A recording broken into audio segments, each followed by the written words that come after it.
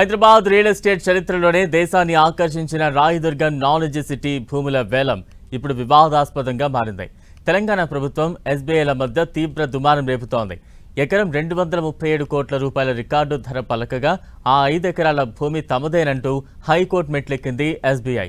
దీంతో వేలం ప్రక్రియపై 3 వారాల పాటు స్టే విధించింది తెలంగాణ అత్యున్నత న్యాయస్థానం. ఎస్బీఐ తీరుపై రేవంత్ సర్కార్ తీవ్ర ఆగ్రహం వ్యక్తం చేస్తోంది.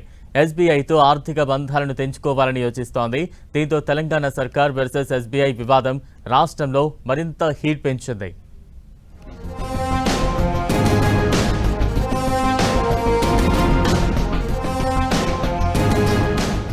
హైదరాబాద్ ఐటీ కారిడార్లోని రాయదుర్గం నాలెడ్జ్ సిటీ పరిధిలో 83/1 సర్వే నెంబర్లో ఉన్న 5.09 ఎకరాల ప్రభుత్వ భూమిని తెలంగాణ ఇండస్ట్రియల్ ఇన్ఫ్రాస్ట్రక్చర్ కార్పొరేషన్ ఈ వేలం వేసింది. గౌరా వెంచర్స్ అనే సంస్థ ఎకరాకు రికార్డు స్థాయిలో 237 కోట్ల రూపాయల చొప్పున బిడ్డింగ్ చేసి మొత్తం భూమిని 1038 కోట్లకు దక్కించుకుంది. దీంతో తెలంగాణ సర్కార్ ఖజానాకు భారీ ఆదాయం వచ్చిందని అంతా అనుకున్నారు. అయితే ఈలోపే ప్రభుత్వానికి స్టేట్ బ్యాంక్ ఆఫ్ ఇండియా భారీ షాక్ ఇచ్చింది. ఆ భూమి తమదేనంటూ తెలంగాణ హైకోర్టులో లంచ్ మోషన్ పిటిషన్ దాఖలు చేసింది ఎస్బీఐ. 2010లోనే ఉమ్మడి ఆంధ్రప్రదేశ్ ప్రభుత్వం నుంచి 13.33 లక్షలకు ఈ స్థలాన్ని ఆఫీస్ కాంప్లెక్స్ కోసం కొనుగోలు చేశామని, సేల్ అగ్రిమెంట్ కూడా అయ్యిందని బాంబు పేల్చింది.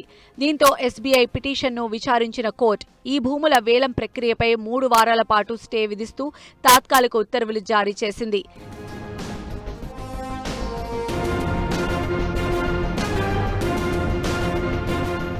తెలంగాణ ప్రభుత్వానికి కొరకరాని కొయ్యగా మారిన ఎస్బీఐ తీరుపై సచివాలయ వర్గాలు ఆగ్రహం వ్యక్తం చేస్తున్నాయి. భూముల వేలం ప్రక్రియ అంతా పూర్తయి రికార్డు ఆదాయం వచ్చాక ఎస్బీఐ కోర్టుకు వెళ్లడంపై సీఎం రేవంత్ రెడ్డి సీరియస్ అయ్యారు.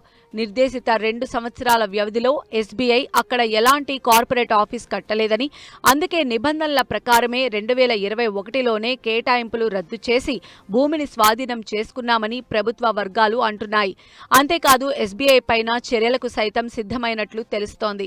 రాష్ట్రంలో ఎస్బీఐకి ఉన్న దాదాపు 1200 బ్రాంచ్ల నుంచి ప్రభుత్వ డిపాజిట్లు, అకౌంట్లను ఖాళీ చేయాలని రేవంత్ సర్కార్ యోచిస్తోంది. అయితే రాష్ట్రంలో 80% మంది ప్రభుత్వ ఉద్యోగుల జీతాల అకౌంట్లు, సంక్షేమ పథకాల నిధులు ఎస్బీఐ ద్వారానే కొనసాగుతున్నాయి. ఒకవేళ ప్రభుత్వం కనుక ఎస్బీఐతో ఆర్థిక బంధాలను తెంచుకుంటే బ్యాంకుకు కోలుకోలేని దెబ్బ తగలడం ఖాయమని ఆర్థిక నిపుణులు అంచనా వేస్తున్నారు.